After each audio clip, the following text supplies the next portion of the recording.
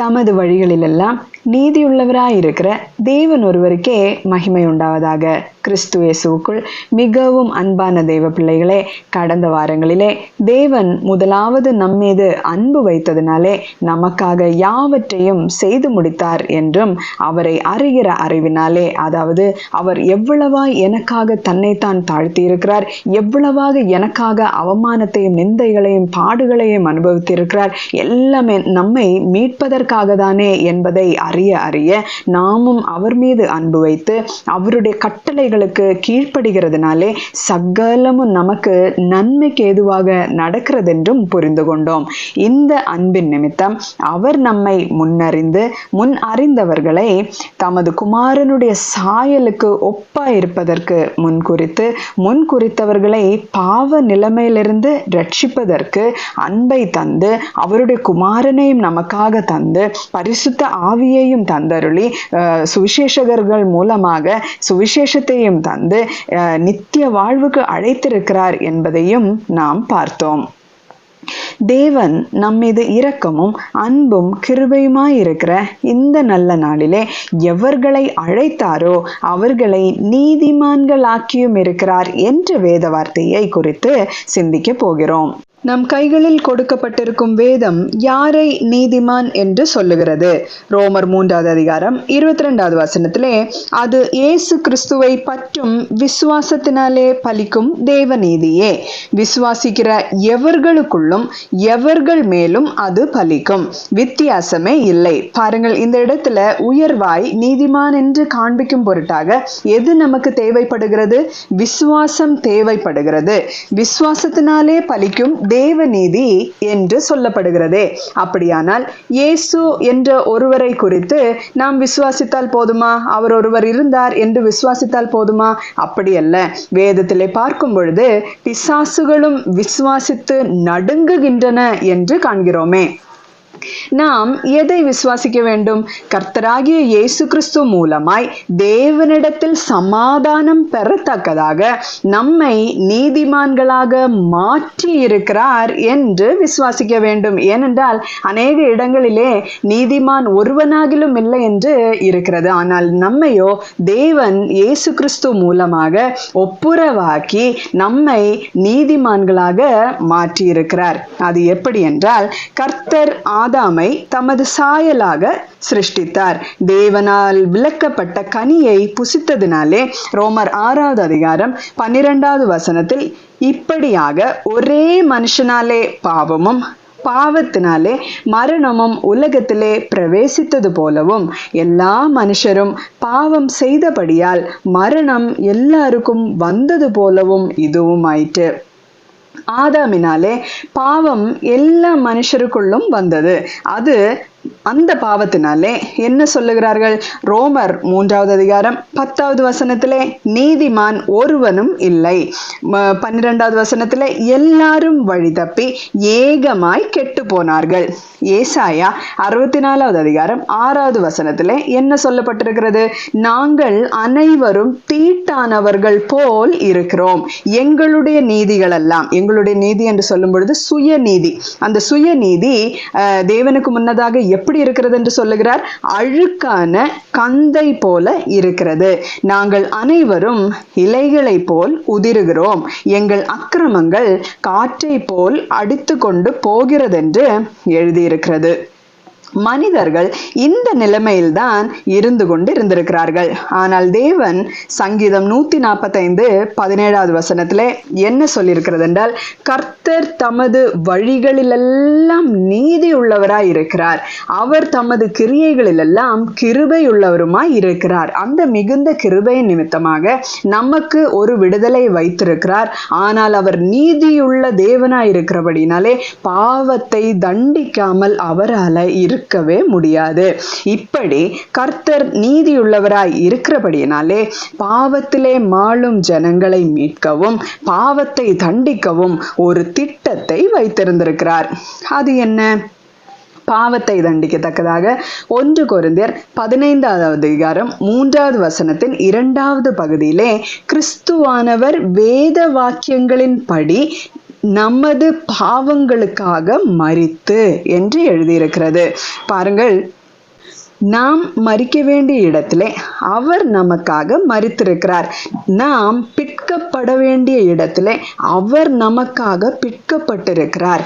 நாம் இரத்தம் சிந்த வேண்டிய இடத்திலே அவர் நமக்காக இரத்தம் சிந்தி இருக்கிறார். பாருங்கள் எப்படி எழுதியிருக்கிறது. நமது பாவங்களுக்காக மரித்து அடக்கம் பண்ணப்பட்டு வேத வாக்கியங்களின் படி 3ஆம் நாளில் உயிர்த்தெழுந்து என்று வாசிக்கிறோம். உயிர்த்தெழுதலை சாதாரணமாக எண்ணி விடாதிருங்கள். ஏனென்றால் அந்த உயிர்த்தெழுதலின் மகிமையினாலே தான் நாமும் பிழைக்க போகிறோம். இதை நாம் நன்றாய் விசுவாசிக்க வேண்டும். பாவத்தின் சம்பளமாகிய மரணத்தை அவர் நமக்காக ஏற்றுக்கொண்டு மரித்து நம்மை நித்திய மரணமாகிய ஆத்தும மரணத்திலிருந்து அல்லது ஆத்துமாவை அழிவிலிருந்து விடுதலை பண்ணி அவருடைய உயிர்த்தெழுதலினாலே அவரை விசுவாசிக்கிற அனைவரையும் உயிர்ப்பிப்பார். 1 கொரிந்தியர் 15வது அதிகாரம் 21வது வசனத்துல இப்படியா எழுதியிருக்கிறது. மனுஷனால், அதாவது ஆதாமினால் மரணம் உண்டானபடியால் மனுஷனால், அதாவது இயேசு கிறிஸ்துவினால் மரித்தோரின் உயிர்த்தெழுதலும் உண்டாயிற்று.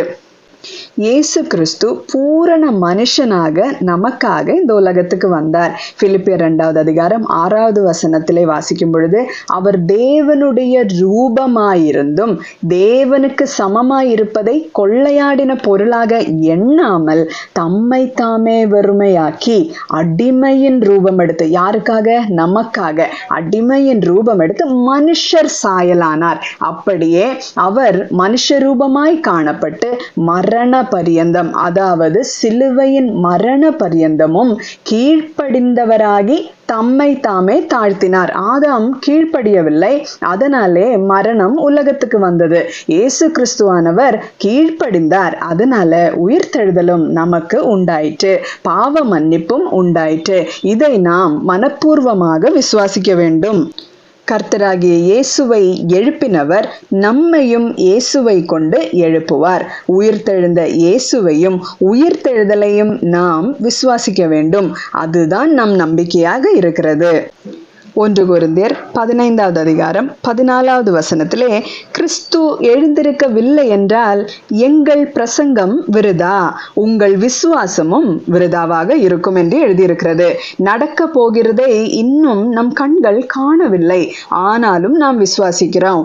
ஆனாலும் எல்லா பாவத்தையும் செய்து ஒரு நாளும் மனம் திரும்பாமல், ரட்சிக்கப்படாமல், ஆவியிலே பிறக்காமல், தேவனுடைய பிள்ளைகளாய் இருக்காமல், ஆவியிலே நடத்தப்படாமல் உயிர்த்தெழுந்து என்றென்றைக்கும் நான் நித்திய ஜீவன் பெறுவேன் என்று ஒரு நாளும் நாம் நினைக்கவே கூடாது. ஏனென்றால் ரட்சிக்கப்படுவதற்கு கர்த்தர் ஒரு வழியை வைத்திருக்கிறார். அதை நான் விசுவாசித்து பெற்றுக்கொண்டால் மட்டும்தான் தேவனிடத்திலே அந்த ஒப்புரவாகுதல் இருக்கும். இல்லை என்றால் அது ஒரு நாளும் இருக்காது. எபிரேயர் 11வது அதிகாரம் 1வது வசனத்திலே, விசுவாசமானது நம்பப்படுகிறவைகளின் உறுதியும் காணப்படாதவைகளின் நிச்சயமாய் இருக்கிறது. நம் கண்களால் காணப்படாத இந்த காரியங்களை குறித்து தான் நாம் உறுதியாக விசுவாசிக்க வேண்டும் என்று வேதம் சொல்லுகிறது.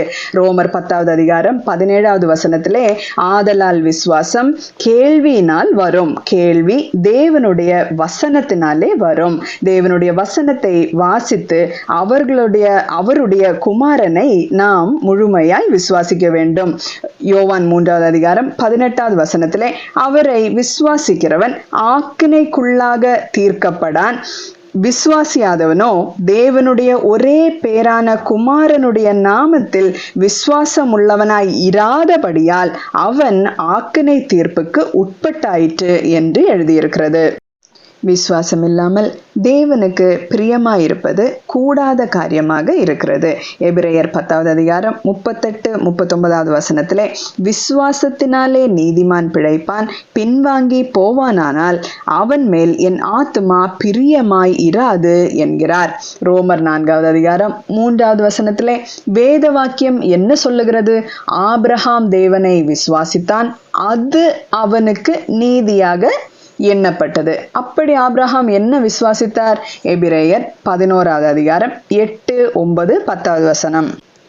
விசுவாசத்தினாலே ஆபிரகாம் தான் சுதந்திரமாக பெறப்போகிற இடத்திற்கு போகும்படி அழைக்கப்பட்ட போது கீழ்ப்படிந்து தான் போகும் இடம் இன்னதென்று அறியாமல் புறப்பட்டு போனான்.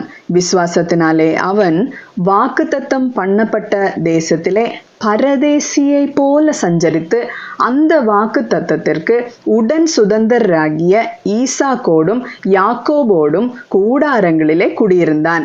ஏனெனில் தேவன் தாமே கட்டி உண்டாக்கின அஸ்திபாரங்களுள்ள நகரத்துக்கு அவன் காத்திருந்தான். 13வது வசனத்திலே, இவர்கள் எல்லாரும் வாக்குத்தத்தம் பண்ணப்பட்டவைகளை அடையாமல் தூரத்திலே அவைகளை கண்டு நம்பி அணைத்து கொண்டு பூமியின் மேல் தங்களை அந்நியரும் பரதேசிகளும் என்று அறிக்கையிட்டு விசுவாசத்தோடே மரித்தார்கள். இப்படி அறிக்கையிடுகிறவர்கள் சுய தேசத்தை நாடி போகிறோம் என்று தெரியப்படுத்துகிறார்கள்.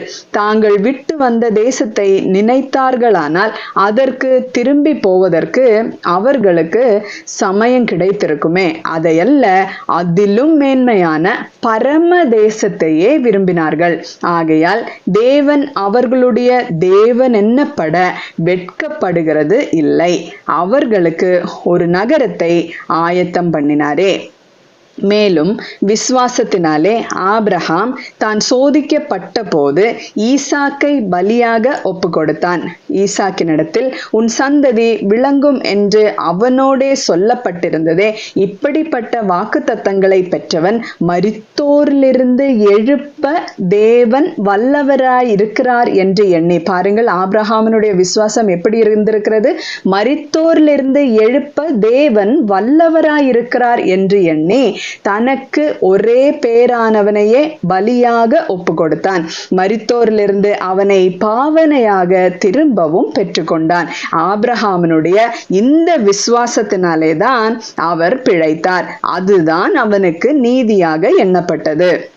எப்படி ஆபிரகாம் விசுவாசத்தினாலே நீதிமானாக மாறினாரோ அதே போலதான் நாமும் காணாத காரியங்களை விசுவாசித்து தேவனாலே நீதிமான்களாக மாறப்போகிறோம். ரோமர் 3வது அதிகாரம் 22வது வசனம், அது இயேசு கிறிஸ்துவை பற்றும் விசுவாசத்தினாலே பலிக்கும் தேவநீதியே.